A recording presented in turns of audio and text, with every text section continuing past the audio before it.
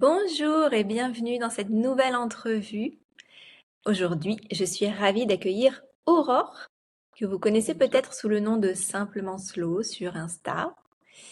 Aurore partage avec beaucoup de justesse une manière de vivre et de travailler autrement, dans une quête de simplicité, de bien-être et de connexion à l'essentiel. Avec Aurore aujourd'hui, on va explorer ensemble ce que cela veut dire concrètement le slow living. Alors bonjour Aurore, bienvenue. Bonjour et merci de m'accueillir. Je suis vraiment ravie d'être ici. J'espère que tu te portes bien et que cette journée est aussi slow que possible. Oui, ça va. Depuis ce matin, c'est chouette. Une belle journée ensoleillée. Ah, le printemps dans toute sa splendeur.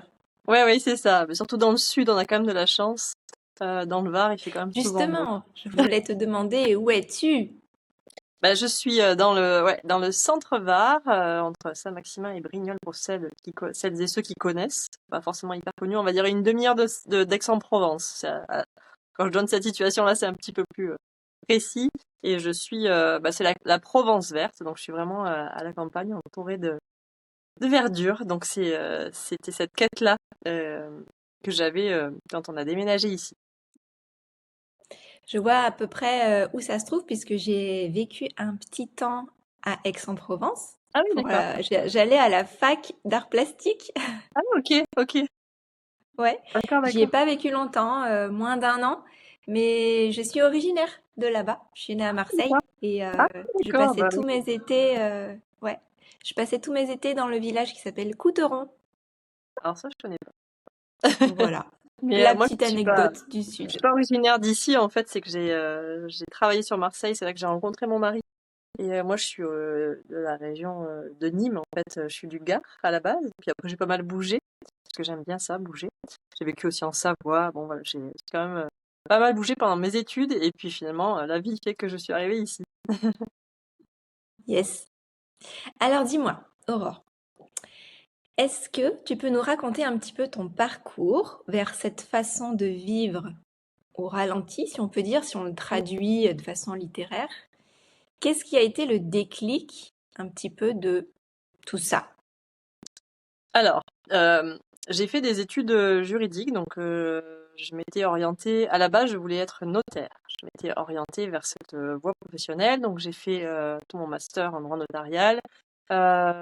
Finalement, après avoir fait un stage en études pendant 2 ans, je me suis dit que c'était pas pour moi parce que déjà à l'époque, alors que j'étais très jeune, hein, je devais avoir 22 ou 23 ans, et que j'avais pas forcément pour projet de créer une famille à ce moment-là, mais je me suis dit mais en fait c'est pas fait pour moi.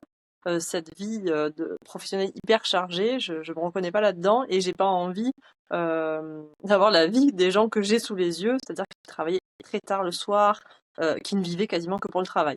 Mmh. Et j'ai même le souvenir de d'une personne qui était notaire et qui très souvent pleurait le matin en me disant mais tu te rends compte ma fille je la laisse je la vois jamais. Et donc déjà à l'époque je me suis dit wow en fait ça c'est pas pour moi. Donc je me suis pas orientée finalement vers ce métier. Mais par contre, je suis restée juriste parce que c'était ma formation et que j'avais eu le diplôme aussi pour ça. Et donc, j'étais juriste en droit immobilier. Donc, j'ai trouvé des postes à ce métier, mais sur Marseille notamment. Euh, j'ai fait ça 10 ans et vraiment, les dernières années, j'ai souffert parce que ce métier-là, alors j'ai fait un burn-out, mais je dis plus, c'est pas vraiment un burn-out, c'est vraiment une crise existentielle de ce métier-là où j'avais l'impression de ne pas me reconnaître dans ce métier. Il y avait une perte de sens complet dans ce métier-là et vraiment, je m'ennuyais terriblement au travail. Et Mmh. cet ennui terrible a fait que j'ai fini par faire une grosse dépression, donc j'ai été arrêtée. Et c'est à partir de ce moment-là que ma vie s'en est trouvée chamboulée, parce que tout ce que j'avais pu essayer de construire plus jeune sur la voie professionnelle, et on sait que la voie professionnelle fait qu'après on bâtit aussi sa vie sur ça, tout a volé en éclats et je me suis dit ok, en fait j'ai fait des études et en fait ça me plaît pas du tout. J'avais fait ces études-là pour avoir, en tout cas, j'avais une projection de vie euh, alors peut-être d'ailleurs matérielle finalement, avec le recul, c'est aussi ça, une projection de vie matérielle par rapport à ce métier-là. Et là, tout vole en éclats et je sais plus quoi faire. Mhm. Donc, entre-temps, on avait déménagé à la campagne parce que ça, j'en avais vraiment besoin parce que moi, je suis pas du tout une fille urbaine et quand je suis arrivée à Marseille, je voulais juste vraiment y vivre de façon passagère puisque j'avais trouvé un CDD d'1 an. Je me suis dit bon, bah, c'est bon, je fais 1 an et puis après, je retourne vivre à la campagne. Bon, il se trouve que j'ai rencontré mon mari et que ça a duré 5 ans finalement. Et ces 5 ans, ça a été un petit peu difficile pour moi parce que vraiment la ville, c'est vraiment pas mon truc. Donc on s'était dit on déménage et moi je faisais les trajets. Bon, j'avais quand même pas mal de trajets dans la journée aussi en voiture, donc c'était aussi ça qui, en plus du fait que j'avais une perte de sens, me fatiguait énormément. Et j'ai fait ça pendant 1 an et demi et voilà, au bout d'1 an et demi, bon, mon corps a lâché. Et Mhm. donc cette perte de sens fait que tout s'est repositionné. Pendant 2 ans, j'ai repris soin de moi et je me suis vraiment questionnée sur ce que je voulais vraiment faire de ma vie. Alors c'est finalement une question qu'on a peut-être toute sa vie, mais à ce moment-là, c'était vraiment très fort. Et c'est ce qui m'a amené petit à petit à revoir complètement ma vie, à Mhm. revoir complètement le sens que je voulais y donner.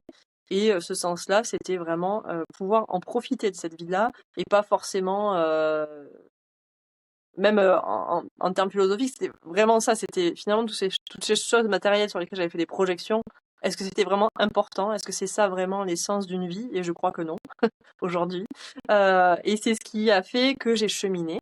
J'ai du coup pu vivre des grossesses en étant complètement slow puisque je n'avais pas d'activité professionnelle. Voilà, je pouvais vraiment, j'ai pu vivre des grossesses extraordinaires parce que tranquille à la maison, à la campagne, voilà, j'avais pas de pression, mes postpartum également. Et donc c'est aussi ça qui fait que je me suis dit, en ayant des enfants aussi après dans cette vie-là, je me suis dit non mais concrètement, même pour eux, je veux absolument vivre cette vie slow. Euh, Pas d'avoir de pression, ne pas leur mettre de pression non plus. J'ai eu la chance du coup de vraiment pouvoir m'organiser. Bah, je les ai jamais fait garder. Ils ont eu aussi leur rythme. En fait, c'était ça aussi. C'était le fait d'avoir des enfants. Euh, Bah forcément, on fait un gros travail d'introspection. On fait un gros travail sur ce que nous on a vécu. Euh, et l'éducation que je voulais leur donner, c'était ça aussi. C'était de pas les presser, de pas leur mettre tout de suite, une fois qu'ils sont venus au monde, leur dire, mais non, tu vas à la crèche, tu vas à l'école, voilà. Voilà, j'avais pas envie de ça. Et c'est comme ça que petit à petit, je suis venue vers cette slow life qui aujourd'hui m'est très chère. Mhm. Oui, c'est un beau parcours et c'est vrai qu'une fois qu'on a des enfants, on se rend compte à quel point la pression arrive dès le départ, Ouais. que ce soit sur nous en les éduquant ou que ce soit sur eux directement. Et ça fait réellement peur. Et dans les choix de vie que nous avons fait, ben, toi et moi, hein, Mmh. puisque je me rapproche énormément du slow living également, avec mon mode de vie, mes enfants, ma famille. Euh, c'est vraiment un choix d'éducation et de laisser tranquille nos enfants dans leurs premières années qui est un pilier en fait de ce mode de vie également quand on a des enfants. Ouais, ouais, exactement. Dis-moi, pour les personnes qui nous écoutent là et qui ont éventuellement, qui entendent éventuellement pour la première fois ce concept, ce terme, le slow living, en anglais on dirait le vivre lent ou vivre au ralenti ou peut-être même la dolce vita, ça s'en rapproche, Ou la et vie qui sont intentionnelle, moi j'aime pas... bien dire la vie intentionnelle parce que c'est vraiment ça en fait, c'est mettre de l'intention dans Ah, ce tu qu'on fait. réponds trop tôt à la question Ah que je pardon! voulais te poser à la fin. Vie intentionnelle, j'y reviendrai, mais effectivement c'était une de mes questions. Comment tu l'appellerais toi? Eh bien, comment tu définis justement ce slow living, cette vie intentionnelle pour les personnes qui l'entendent pour la première fois, on va dire? Bah, alors, pour moi, c'est vraiment une philosophie de vie parce que souvent, on va peut-être me poser la question par rapport à mon compte Instagram sur oui, mais est-ce que je peux avoir la slow life en travaillant en entreprise? C'est une question qu'on m'a posée récemment et ça m'a fait réfléchir parce que c'est vrai qu'on a ce préjugé que la slow life ne peut être vécue que si on vie, j'ai envie je mets de gros guillemets, de façon alternative, c'est-à-dire en n'ayant pas forcément une activité d'entrepreneur en général, de faire l'école à la maison comme, voilà, comme je le fais, ou en fait, non. Pour moi, c'est une philosophie de vie qui va beaucoup plus loin que ça. Et bien sûr que même quand on travaille en entreprise, il est possible d'avoir ce choix de vie-là. Et ce choix de vie-là, c'est surtout vivre justement de façon intentionnelle, ne pas se surcharger, ne pas surcharger son agenda, ne pas surcharger l'agenda de ses enfants qui forcément, par ricochet, va surcharger le nôtre. Et c'est s'accorder des temps tous les jours pour soi. Parce que ça, c'est pareil, je trouve que quand on est maman, on s'oublie beaucoup et ça, c'est hyper important de dire qu'en fait, même si c'est que 10 minutes par jour, ce temps-là, il faut se l'accorder parce que c'est nécessaire. On est des êtres humains et même quand on devient maman, on peut pas ne pas prendre du temps pour soi. Et vraiment, ouais, mettre du sens dans ce qu'on fait et surtout ralentir, c'est-à-dire pour moi, c'est être proche de la nature. Le slow living, quand même, c'est vraiment être en contact avec la nature de façon quotidienne si c'est possible. Et j'ai envie de dire que même les gens qui vivent en ville, c'est aller dans un parc. Quand il y a forcément à un moment donné un peu de verdure quelque part, il faut essayer de faire ça tous les jours pour moi. Pour moi, c'est ça. Le slow living, c'est être en contact avec la nature tous les jours.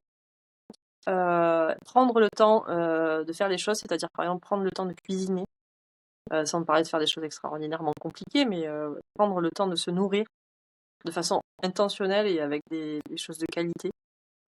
Et ça va être prendre le temps dans la journée, prendre du temps avec ses enfants, et ne pas être toujours sous pression. Alors que bien sûr que parfois dans la journée, il y a des moments où il faut qu'on se dépêche un peu, bon, mais c'est ok. Mais globalement, sur la journée, quand même trouver des temps pour se poser. Ça va être pour tranquillement lire quelques pages d'un livre. Ça va être cuisiner, faire son pain, pour celles et ceux qui font leur pain. Ça va être aller se promener, même si c'est que 10 minutes, mais être en contact avec la nature, si possible se mettre pieds nus, voilà. C'est tout un ensemble de choses. Après, il n'y a pas de recette miracle. Chacun et chacune va pouvoir trouver, piocher ce qui, en fait, concrètement lui fait du bien. Il y en a, ça va être lire un livre, il y en a, ça va être de la méditation, d'autres, ça va être aller se promener, faire le pain, faire bon, son repas, peu importe. Mais c'est mettre de l'intention et arriver à se poser et pas tout de suite se dire, mais attends, il faut que je fasse ça, ça, ça et ça après. C'est vraiment arriver, et ça, c'est pas facile. Souvent, en fait, quand on commence à le faire, on se rend compte que c'est pas facile, mais c'est pouvoir se poser et se dire, ok, là, pendant 10 minutes, ces 10 minutes-là sont pour moi, je mets l'intention dans ce que je fais. Mhm.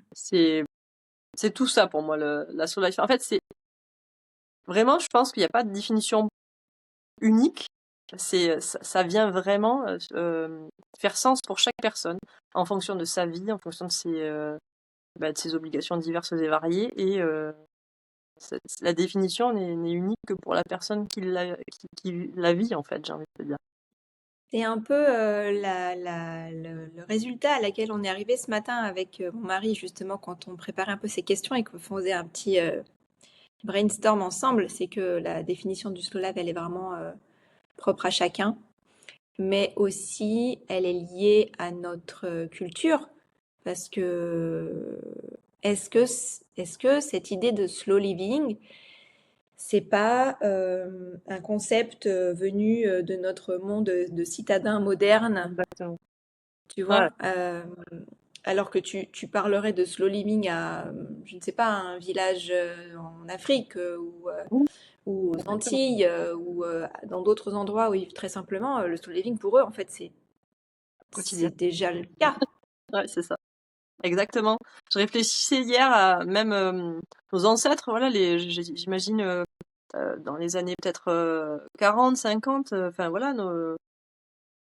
nos arrière-grands-parents, par exemple, pour eux, en fait, la slow life, c'était ce qu'ils vivaient un petit peu au quotidien. Parce que pour autant, ils travaillaient, c'est ce qu'on en revient à ça, mais ils allaient au champ, mais à la fois, ils profitaient de manière différente. Alors, ils avaient aussi l'avantage, j'ai envie de dire, même si c'est pas toujours un désavantage, mais de ne pas avoir d'écran, qui quand même, Mhm. sur la journée, nous prend énormément de notre énergie et de notre temps.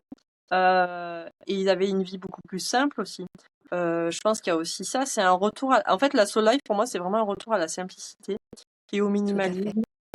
tout à fait. Et c'est se défaire de tout ce qui est superflu. On vit dans un monde, enfin, encore ce matin, quand je suis allée faire mes courses, je me disais, mon Dieu, mais on vit dans un monde de surconsommation extrême.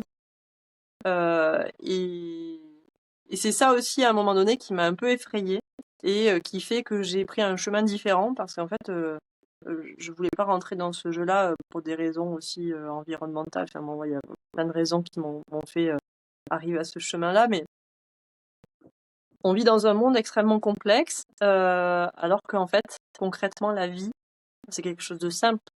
Si on sait profiter des choses simples. La vie, Mhm. c'est quoi? C'est finalement tous les jours, on peut avoir quelque chose de simple et être heureux. Et tu fais écho, par exemple, à des petits villages d'Afrique, et j'imagine que pour eux, en fait, même toutes les problématiques actuelles, burn-out, etc., c'est des choses qui doivent les interroger parce qu'en fait, c'est parce qu'on complexifie la vie, parce qu'en fait, étant donné qu'on est dans une société de surconsommation, ben forcément, il y a des besoins. Enfin, les gens ont l'impression d'avoir des besoins financiers énormes pour pouvoir les satisfaire. Ça, on en revient à ça. Euh, Oui. et on voit bien que dans des pays où la vie est plus simple, ils ne connaissent pas tout ce genre de problématiques telles que le burn-out, quoi.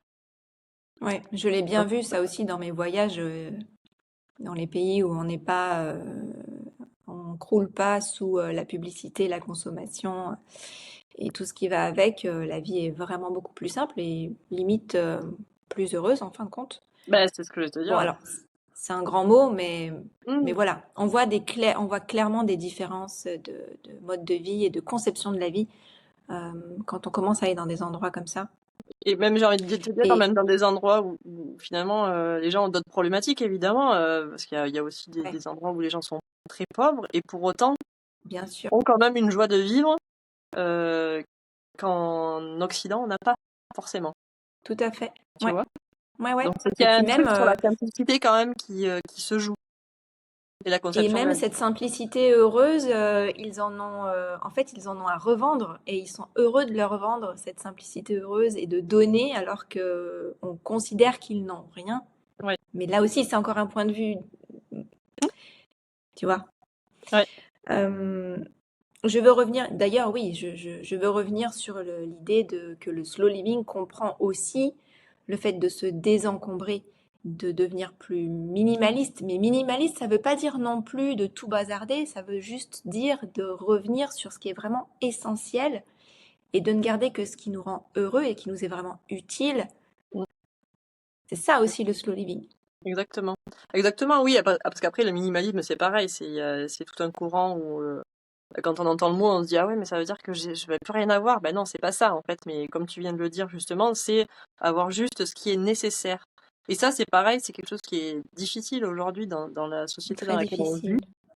Parce que, en fait, bah, déjà, on est soumis tous les jours à de la publicité enfin, qui nous donne envie d'avoir des objets. Sur le coup, on se dit, ah si, si, il me le faut. En fait, non. Pourquoi. Et c'est vrai que c'est difficile dans cette société aujourd'hui de revenir à quelque chose de plus simple, à un quotidien plus simple. Mais en fait, quand on désencombre et quand on vit avec moins de choses, on se rend compte à quel point, là, c'est pareil, ça permet d'avoir une vie slow dans le sens Oui, où on a moins de choses après à faire derrière, puisque il y a moins d'objets, c'est tout bête, mais on va avoir moins de rangements à faire, moins de, euh, j'ai envie de dire même par rapport aux finances, moins de soucis financiers par rapport à ces objets-là. Je pense aux voitures par exemple qui peuvent générer ouais, ouais. forcément plus de soucis financiers.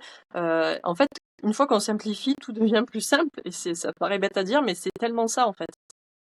Oui, et puis tu gagnes du temps, et donc le temps, Exactement. c'est ce qu'on a de plus précieux finalement. C'est notre Exactement. sablier, lui, il n'est pas remplaçable, donc le temps, c'est ce qu'on y gagne aussi avec le slow living. Exactement. Euh, du coup, ce qu'on a dit là, ça m'a déjà amené à plein de questions connexes, mais bon, je vais essayer de les faire dans le désordre, c'est pas très grave. Euh, je vais en revenir à tout ce qui est un petit peu entre guillemets matériel, numérique et aux écrans. Bon, en gros, voilà le sujet. Euh, Puisque tu communiques aussi pas mal sur Instagram, donc c'est ton interface Oui. d'échange aussi par rapport à ce mode de vie et ce que tu proposes derrière. Est-ce que, comment est-ce que tu concilies justement ce temps d'écran, ces réseaux et ce que tu veux partager avec ton business et les temps de rien? Comment tu équilibres un petit peu ça? Alors oui, c'est une organisation que j'ai. Alors sachant qu'en plus, bon, moi j'utilise donc mes réseaux sociaux pour partager la slow life, mais aussi à titre professionnel. Donc c'est des temps que j'ai qui sont bien établis dans ma journée, puisque comme je fais l'école à la maison à mes enfants, je les ai H24. Et ça, c'est quelque chose que j'ai à cœur de pas les exposer aux écrans. Euh, donc en fait, sur ma journée, ça va être des temps sur les temps de sieste, par exemple, où je vais avoir mon temps écran et mon temps professionnel, en fait, j'ai envie de dire, parce que c'est là où je vais bosser. Ça va être sur la journée et ça va être sur le soir. Alors, mon organisation est celle-ci. Le soir, ça me convient pas à 100% parce que voilà, les écrans bleus, etc. Le soir, c'est pas terrible, mais en disant que c'est la seule possibilité que j'ai aujourd'hui, ayant mes enfants H24, par choix. Mais voilà, en fait, moi, dans la journée, j'arrive à concilier ça, mais c'est vraiment des temps très définis dans ma journée, les temps Hmm. d'écran.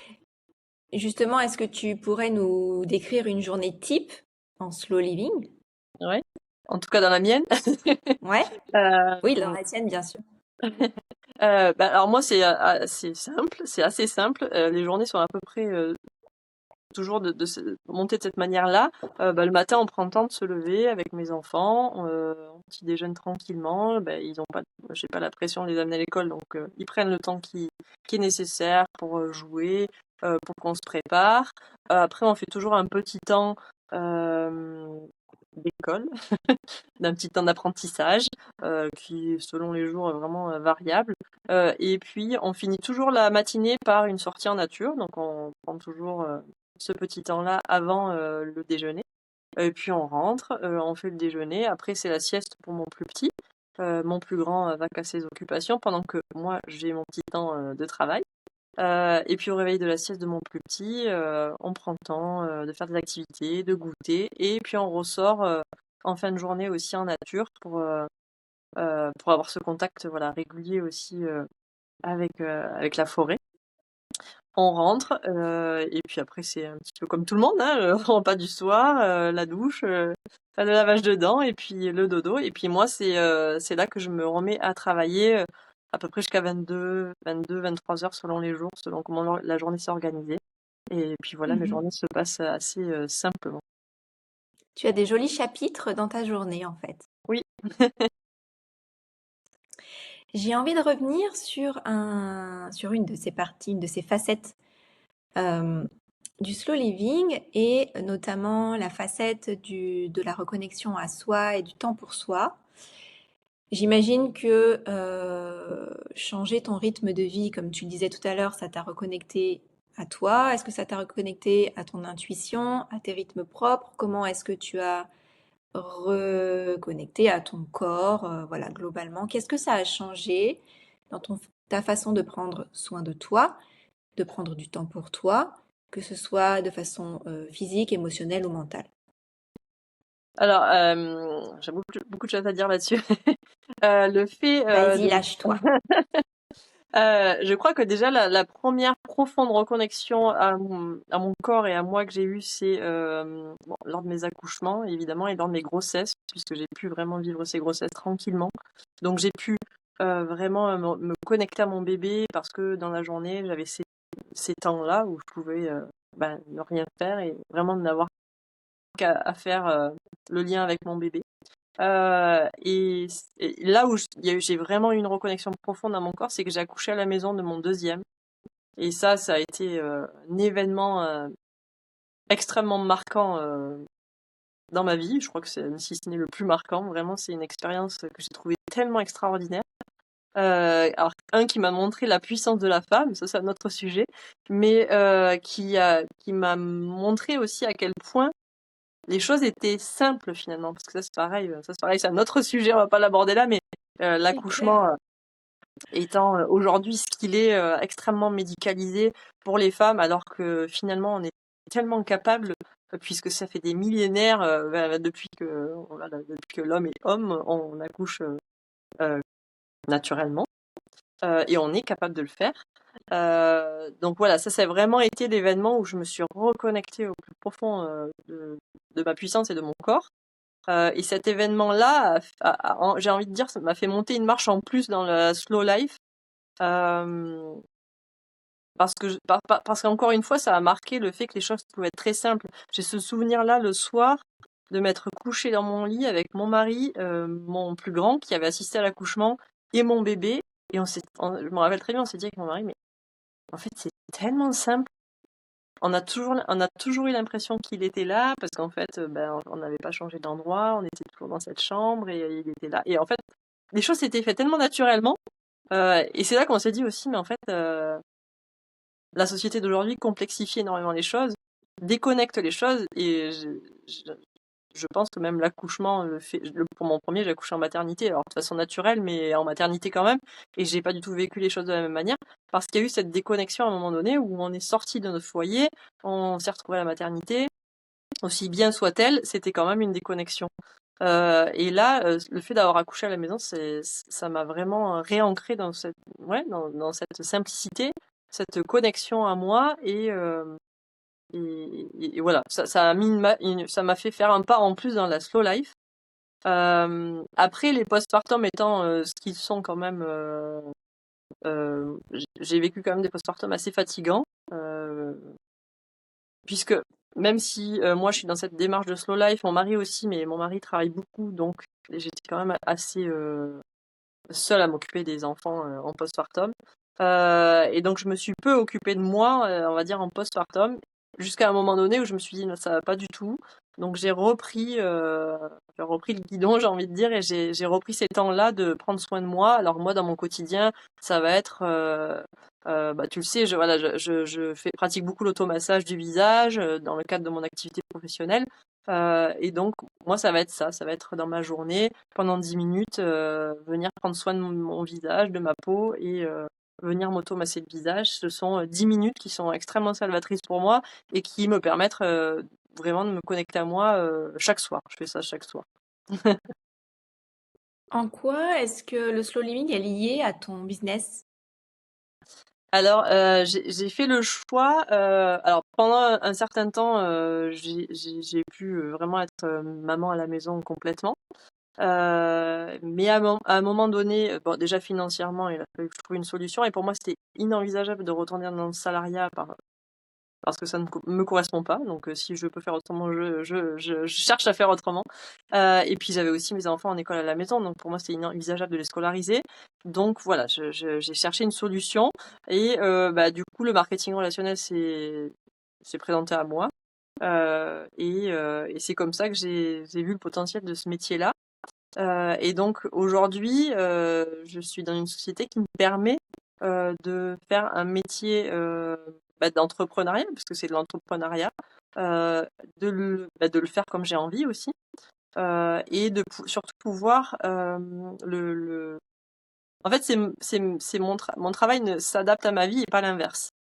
Donc ce Ouais. travail-là, il est venu se greffer sur les temps que j'avais dans la journée où je pouvais faire cette activité-là.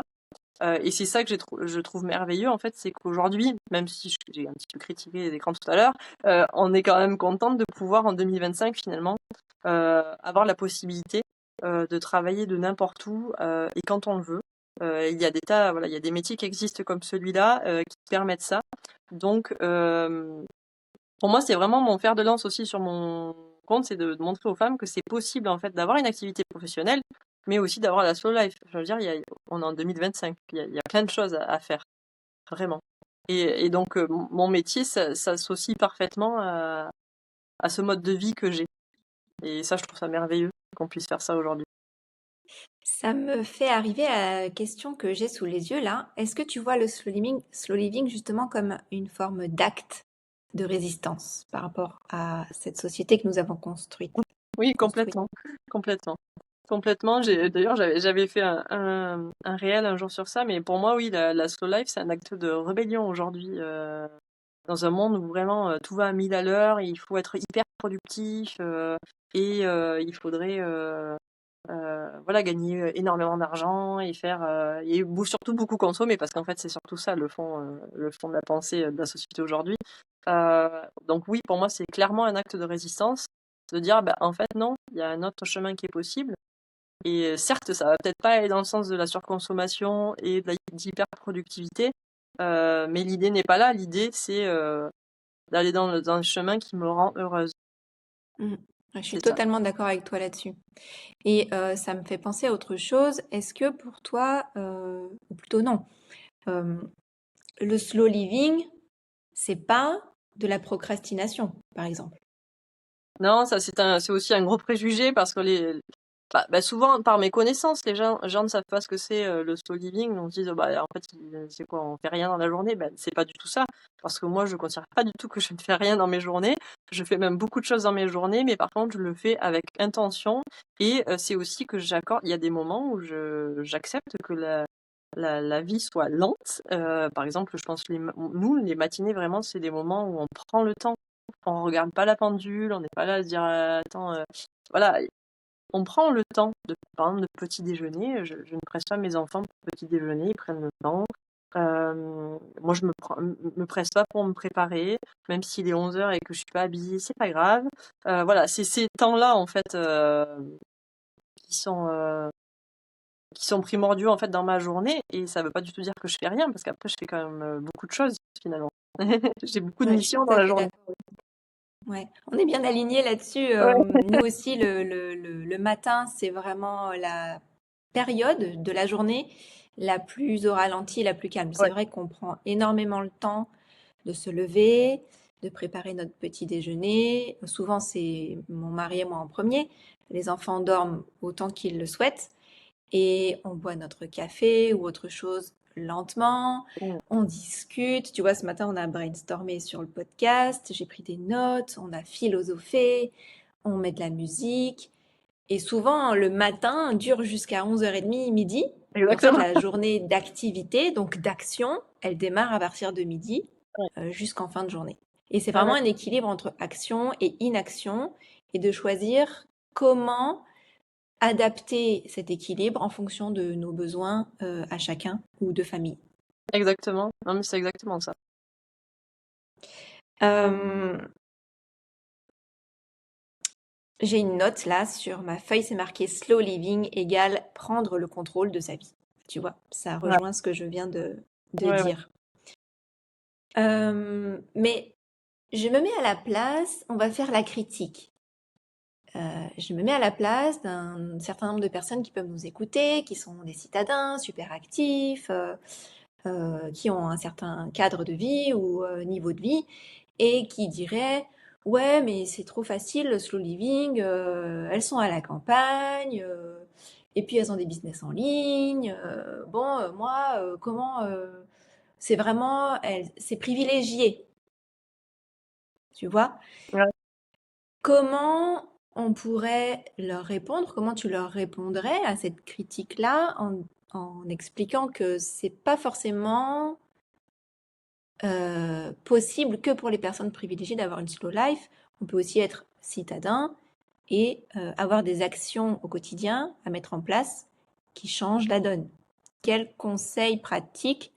Tu en as déjà donné au début, mais si tu devais par exemple faire un top 5, quels conseils pratiques en top 5 tu mettrais en place pour changer ta vie de citadine ou d'ex-citadine pour entrer doucement dans le slow living?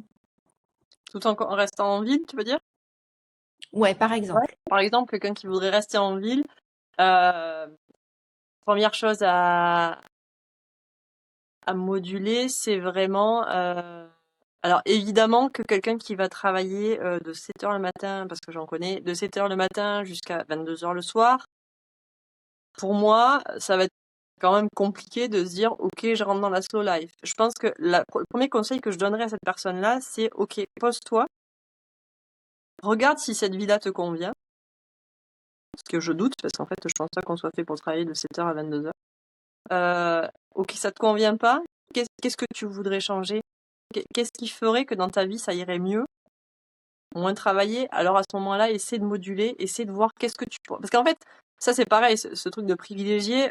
Moi, avant d'en arriver là où j'en suis aujourd'hui, j'ai eu des périodes de ma vie où ça a été très dur financièrement, vraiment très dur. Donc ça a été un choix. J'étais soutenue par mon mari là, dans cette démarche-là, mais ça a été un choix d'arrêter du coup, de ne plus exercer ce poste de juriste que j'avais. Forcément, à un moment donné, il y a eu une période dans ma vie où ça n'a pas été facile. Euh, et je suis contre l'idée qu'on n'a pas le choix. Alors, je sais que ça peut paraître dur pour certaines personnes, mais pour moi, on a le choix de la vie qu'on a envie d'avoir. Et même si à un moment donné, ça n'est pas facile, il y a des décisions à prendre. Et par exemple, quelqu'un qui travaillerait énormément, ce serait dire, OK, là, en fait, c'est plus possible, je peux plus vivre comme ça. Qu'est-ce que je peux faire pour réduire mon temps de travail? Qui va me permettre de mettre des actions de la slow life en place, du style prendre le temps 10 minutes le matin, enfin pas 10 minutes, mais prendre le temps de déjeuner le matin par exemple. Comment je peux organiser mon emploi du temps? Est-ce qu'il faut que je me lève un petit peu plus tôt pour avoir ce temps-là? Est-ce que entre midi et deux, je peux aller déjeuner dans un parc pour être en contact quand même avec la nature? Voilà, c'est des petites actions comme ça que je conseillerais en tous les cas à quelqu'un qui vraiment serait dans une vie très très active et très productive. Mais je pense que quelqu'un qui a envie de changer, euh, quelqu'un qui est très voilà très citadin, très actif, etc., et qui sent qu'en fait il y a un mal-être à un moment donné, le changement ne pourra être fait que par des actions. J'ai même pas envie de te donner 5 actions à faire parce qu'en fait je ne saurais pas quoi dire. Ça dépend vraiment de la personne. Je pense c'est surtout d'abord de changer sa vision de la vie et qu'est-ce que je veux faire et qu'est-ce qui me rend vraiment heureux ou heureuse dans la vie. C'est se poser à un moment donné et se dire ok, je pose ça sur papier et maintenant je vais essayer de voir comment petit à petit, parce qu'en fait l'idée aussi quand on veut changer de vie, c'est pas de pas se dire en une semaine j'ai tout changé parce que ça marche pas. On n'y va pas à C'était une pas. de mes questions. Est-ce qu'il faut que ce soit radical, justement? C'était une de mes Non, questions. pour moi, ça peut pas marcher. Alors, il y a peut-être des gens pour qui ça marche de façon radicale, mais qui plantent tout et qui partent, c'est génial. Mais après, souvent, les gens ont besoin quand même de temps, ne serait-ce que pour s'organiser financièrement. Donc, en fait, on peut le faire aussi en douceur. Cette transition-là peut être faite en douceur et pas à pas, on met tout. Alors, je dirais que j'ai envie de dire que toutes les semaines, c'est bien de mettre des petites actions en place, mais des toutes petites actions en place, du style, je me lève plus tôt pour prendre mon petit déjeuner pendant une demi-heure et pas me presser. Ça peut être aussi simple que ça. Oui, Euh, oui. donc, toutes les semaines, on va mettre des petites actions en place qu'on vraiment respecte et qu'on continue sur la durée. Et peut-être qu'au bout d'un an, on aura complètement et radicalement changé de vie, mais parce qu'on aura mis des bonnes actions en place tous les mois et toutes les semaines. Ouais, tout à fait. Et c'est vraiment l'idée de se poser avec soi, de se questionner et de commencer à dire non aussi. Exactement, Commencer à dire non sur certaines exactement. choses. Non, je ne veux, finalement, je ne vais pas accepter cette proposition, ou finalement, je vais dire non à cette invitation parce que ça va me permettre d'avoir plus de temps pour moi, parce que si, parce que ça. Mais c'est vraiment de commencer à dire non aussi à ce qui peut nous apporter trop de charge mentale, Complètement. trop de choses à faire, etc. Complètement, complètement. Et aussi, oui, oui, c'est faire vraiment un gros travail d'introspection sur soi, parce que souvent le non, d'ailleurs, dont tu parles, c'est parce qu'on est un peu formaté à toujours accepter, parce que pour des raisons X ou Y, soit l'éducation, soit la société fait qu'on a toujours tendance à dire oui. Mais c'est ça. Et le fait de dire non, de se repositionner, ça c'est pareil. Moi, j'étais quelqu'un qui vraiment acceptait, même, parfois, même quand j'avais pas envie, comme tu le dis, d'aller soit à certains rendez-vous où je m'imposais des choses dans la vie. Ça, aujourd'hui, c'est quelque chose que j'ai repositionné clairement. Et en fait, alors je dis pas que je fais absolument que ce que je veux, parce que des fois, il y a des choses, euh, je pense aux événements familiaux, on peut pas trop dire non parfois. Mais globalement, quand ça résonne pas et que j'ai vraiment cette latitude de dire non, je dis non. Ouais. Et c'est vraiment un gros point, effectivement, aussi, c'est accepter ouais, de dire non et de Poser ses limites, oui. poser ses limites. Recadrer un petit peu son essentiel par rapport à la vie Ouais, extérieure. ouais, exactement. Est-ce que dans ton parcours de découverte du slow living, mis à part tes propres apprentissages au quotidien et tes mises au point et tes réalisations, est-ce qu'il y a eu, ou est-ce que tu peux nous partager des ressources type, est-ce que tu as lu des livres, est-ce que des personnes t'ont inspiré, des ressources comme ça que tu pourrais nous donner? Alors là, comme ça, non, en fait, moi, vraiment, ce qui m'a vraiment euh, inspiré, c'est tout bête, c'est d'être en contact avec la nature. Mais Quand c'est la j'étais, plus grande enseignante que tu puisses nous donner. oui, c'est vrai. Enfin, je veux dire, c'est pas une référence de livre. Mais la nature, pour moi, c'est pose-toi dans la nature pendant une demi-heure, observe ce qui se passe et tu auras tout compris de la slow life. Tu regardes les animaux, tu regardes les oiseaux, tu regardes comment évolue la nature, même sur plusieurs saisons, et tu comprends exactement comment on devrait évoluer nous aussi. Parce que la saisonnalité, c'est pareil, c'est quelque chose dans la slow life, c'est quelque chose vraiment de primordial. On va pas Tout à vivre la fait, même vie en hiver qu'en été, ou qu'au printemps ou qu'en automne.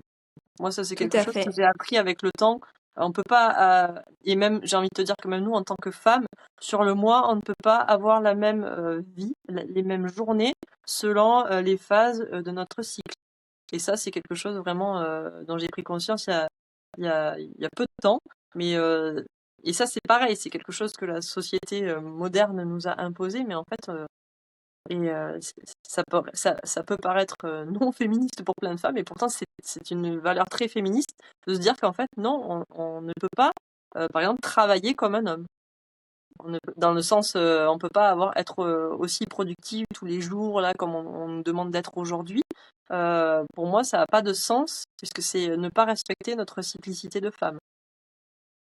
C'est primordial. C'est primordial parce que on inclut également dans ces concepts de slow living de vivre avec la saisonnalité, avec nos rythmes, et de respecter ces fluctuations, qu'elles soient intérieures comme extérieures, et que c'est justement en s'accordant à ces fluctuations qu'on va avoir des rythmes d'action, d'inaction, mais aussi de créativité ou de repos. Et le slow living, ça englobe aussi ces idées-là. Exactement. Écoute, si aujourd'hui, là, tu rencontrais la Aurore d'il y a 20 ans, Ouais. quel conseil tu lui donnerais aujourd'hui? De se faire confiance et que tout va bien se passer. Ouais, et d'oser vraiment remettre en question ouais, les idées préconçues qu'on a de la réussite. Voilà, c'est ça. Parce qu'il y a 20 Mm. ans en arrière, j'avais peut-être, bah, j'étais beaucoup plus jeune déjà, et j'avais peut-être une idée préconçue de ce qu'était la réussite. Et ce matin, je réfléchissais à ça. Je vais avoir 40 ans ce mois-ci, et je réfléchissais effectivement à ce que je pouvais penser avant, à cette conception de la réussite, et ce qu'elle est aujourd'hui, et ça n'a rien à voir. Donc c'est ça, se Mm. faire confiance et que ça va bien aller. Génial. Et rappelle-moi comment tu le nommes toi, le slow living? C'est ce que tu m'as dit au début? Ah, la vie, vivre intentionnellement. Vivre Ouais. intentionnellement. Ouais. Super. L'intention est primordiale, je trouve, dans la slow life. Et c'est Mm. vraiment ça. Mettre de l'intention dans les actes les plus banals de la journée. Oui, oui, c'est ce que je disais ce matin aussi à Kevin, mon mari. On a, en réfléchissant à ce sujet-là, on a un olivier là dans le jardin. Et sur le terrain qu'on a acquis aussi, on a plusieurs oliviers. On se pose la question de devoir les couper ou non, si c'est pas trop tard. Bref, c'est un gros chantier parce que rien n'a été touché sur le terrain depuis 3 ans et les oliviers ont poussé dans tous les sens. Et donc il regardait celui-là qui est devant chez ma belle-mère et il disait, mais en fait, les actions comme oh là là, il faut que j'aille couper mon jardin, il faut que j'aille couper les branches et tout ça, on les prend comme des actions de faut que je sorte la poubelle, voilà, c'est un peu une corvée. Mm. Mais pourquoi est-ce que couper les branches de mon olivier, ce serait pas un acte de reconnexion avec lui, un acte de prendre soin, de prendre le temps de couper correctement ses branches, comme le feraient les Japonais avec un bonsaï, par exemple? Et ça rejoint totalement ce que tu dis avec l'intention et de vivre intentionnellement dans chaque moment du quotidien, que ce soit en sortant la poubelle, en coupant un olivier, en faisant la vaisselle, en déjeunant, en buvant le café. À chaque fois, il faut que ces moments de la journée, ils soient faits avec intention, dans l'instant présent et surtout dans l'art de vivre cet instant-là. Ouais. Ouais, complètement. Voilà. Complètement. Je voulais te demander, pour clôturer, où est-ce qu'on peut te retrouver sur les réseaux? Qu'est-ce que tu proposes à ta communauté? Et qu'est-ce que tu aimerais leur dire? Alors, on peut me retrouver sur mon compte Instagram, donc simplement Slow. C'est un compte que j'ai depuis à peu près 3 ans, alors qui a changé. Au début, je parlais pas du tout de slow life, comme quoi ça a été vraiment une progression dans ma vie. Au départ, je parlais de pédagogie Montessori, donc alors pas rien à voir quand même, parce que ça a quand même du sens avec la slow life, la pédagogie C'est quand même Montessori. un premier fil conducteur, Ouais. si. C'est vrai que j'en ai pas parlé, mais j'ai fait aussi ce chemin-là. Je suis devenue éducatrice Montessori pour pouvoir le proposer à mes enfants, et donc voilà, ça a fait son chemin. Et ce que je propose aujourd'hui, c'est plusieurs choses. C'est des tips et des conseils aux personnes, et alors plus précisément aux femmes et aux mamans qui se sentent un peu débordées, comment mettre du slow dans leur vie. Et je leur montre aussi qu'il est possible de vivre et de travailler différemment à travers mon activité, et aussi à prendre soin d'elles de manière intentionnelle avec des soins naturels et l'automassage merveilleux qui permet vraiment de se reconnecter à soi, de venir, parce qu'en fait on se touche et on se touche peu dans la journée, donc l'automassage ça permet aussi vraiment de venir se reconnecter à soi. Donc je leur propose voilà un petit peu tout ça sur mon compte. Euh, et c'est vraiment ce que j'ai envie de leur transmettre, c'est que chaque petit pas est important. Et je suis toujours très heureuse de lire des messages qui me disent ah merci Aurore, depuis que je te suis, ben, je prends un peu plus soin de moi, ou je prends ce petit temps pour faire ça ou ça. Et ça c'est merveilleux pour moi de lire ça parce que ça veut dire que ce que je transmets, ça aide certaines femmes à ralentir dans cette vie où tout va à 1000 à l'heure. Je trouve ça tellement merveilleux. Oui, ça veut dire que l'intention que tu as posée dans ton acte de transmission, il fonctionne. Ouais, ouais, ouais. Et ça, ouais, Ça veut c'est dire, merveilleux. oui, mais c'est merveilleux de voir que ce que tu as appris de tes expériences et du mode de vie que tu as instauré, tu es maintenant capable de le transmettre pour faire évoluer d'autres femmes jusqu'à ton niveau, entre guillemets, et que c'est possible. Et tu as des exemples en plus aujourd'hui, après autant de temps dans ton business que d'autres femmes ont réussi et que ça marche. Ouais. Et que, eh bien, c'est peut-être le moment de vous lancer si vous nous écoutez aujourd'hui et que cette conversation, elle a éveillé quelque chose en vous. Donc, on va clôturer là-dessus. Merci Aurore de nous avoir partagé toutes ces transmissions, de nous avoir raconté ton histoire Avec et plaisir. qu'on ait mis des mots et des définitions diverses et variées sur le Ouais. slow living, sur la vie intentionnelle. Si cette conversation, elle a éveillé donc quelque chose en vous, n'hésitez pas à venir nous en parler, soit sur le compte d'Aurore, soit sur la newsletter que vous allez recevoir avec le podcast, ou même en commentaire du podcast, sur nos réseaux à l'une et à l'autre. On est là pour voir vos petits messages et être contente de les lire. Et surtout, prenez soin de vous et prenez le temps aujourd'hui. Une Ouais. fois que vous aurez écouté ce podcast et qu'on sera arrivé à la fin, ne faites rien d'autre pendant au moins 5 à 10 minutes. Fermez vos yeux, respirez et prenez cet instant pour vous, si vous ne l'avez pas encore fait dans la journée. Et Aurore et moi, on vous dit à très vite et on vous embrasse.